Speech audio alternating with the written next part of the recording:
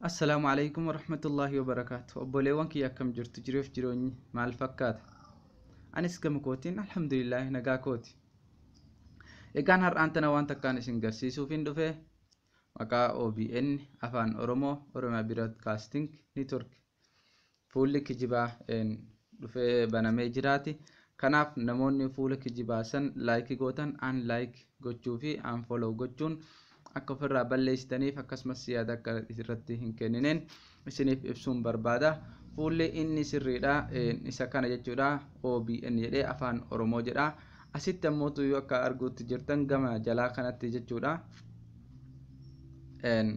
OBN Network jedhee jira jechuudha. Oromiyaa Broadcasting Network jedhee jira. Kanaaf akka ofirraa eeyneetiin ofirraa balleessinu jechuudha. Peejii sobaa isinittiin garsiisa. Kun asirratti akka arguu jirtan kanatti inni kun sirriidha. In isa kana jechuudha. Kun asitti Oromiyaa Belongers Network jedhee jira jechuudha. Inni kijibaa kun akka arguu jirtan kanatti. Kanaaf akka aan laayikii goota yeroo hedduu koomentii adda addaa achirratti kennaa jirtanii asirratti ammas OBN TV jedhee jira jechuudha. Kanaaf peejiin kun peejii sobaati. Akka of eeggattan of eeggannoo isin barbaachisa. Inni kun peejii sobaati jechuudha. Inni kun dogongora.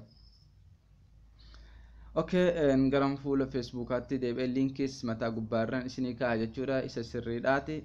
Uf duuba deebinee gama Facebookaan isin geesse isin garsiise jechuudha. Fuula isa sirriidhaa.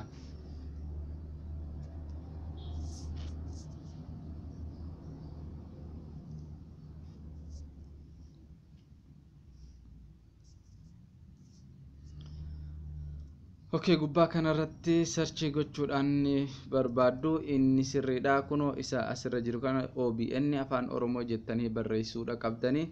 Kunoo isaas gubbaa irratti jalqabarra jiru kana jechuudha. Oguu sarchii gootan isiniif dhufa jechuudha. Yeroo irratti cuqaasnu mee irratti haa cuqaasnu.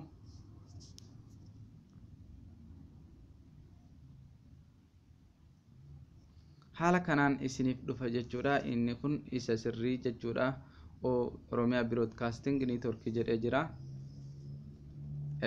Nama meeqa qabaa? Nama 40,934 irra gahee jira jechuudha. Peejiin kun fooloon isaas akkasumas nama 45,000 irra gahee jira. Isa sobaas walumaan daawwanna jechuudha. Oromiyaa Broadcasting Network jedhee jira. Voice of the People jedhee jechuudha. Asirratti akka arguutti jirtan kana kunoo isa kana jechuudha. Mee isa sobaa san bira haa deemnu.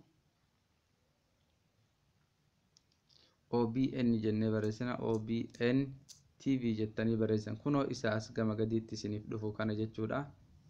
Isa kana jechuudha. Namoonni hedduu isa kana jala deemuudhaan yaada adda addaa kennuu jirtan jechuudha yeroo dheeraadhaaf. Kunoo inni kun asitti quuqamni Oromummaa yoo rakkoo keessatti wal gargaarre qofaadha. Isa jedhu kana jechuudha. Kun asirratti garaagarummaan isaanii baay'ee guddaadha jechuudha. Asirratti Oromiyaa Belongers Network jedhee jira jechuudha. Asirratti OBN TV jedha. Akkasumas mee haalaallu maamiloota meeqa horatee jira. Kunoo maamiloota 42,000 irra jira jechuudha. Sun maamiloota 40,000 irra jira jechuudha laayikitti. Fooloon ammoo maamiloota 45,000 irra gahee jira jechuudha. Inni sirriidha. Mee fakkeenyaaf wantoota inni maxxansaa jiru walumaan haa daawwannu.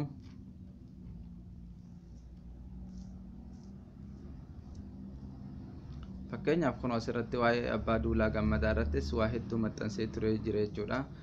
Daawwachuu jirtanii arguutti jirtanii inni kun fuula sobaati, fuula dogongoraati.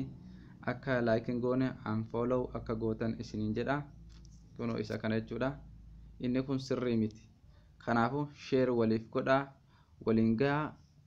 Viidiyoo kana mataa gubbaa liinkii OBN kan isa dhugaati isiniif maxxansaa. Warra laayikii gochuu barbaadan laayikii godhaa, share waliif godhaa, waliif dabarsaa. Kan sobaa kana ammoo tuyyuu akka waliif dabarsuudhaan unfollow gochuudhaan keessaa baatan isiniin jedha. Warroonni duraan fakkeenyaaf follow gootan keessaa bahuudhaaf fakkeenya yoo duraan akkatti laayikii follow gootan jiraatan bakka laayikii jedhu kana tuquudhaan keessaa baatu jechuudha gabaabumatti. Assalaamu alaikum warahmatullaahi wabarakaatu.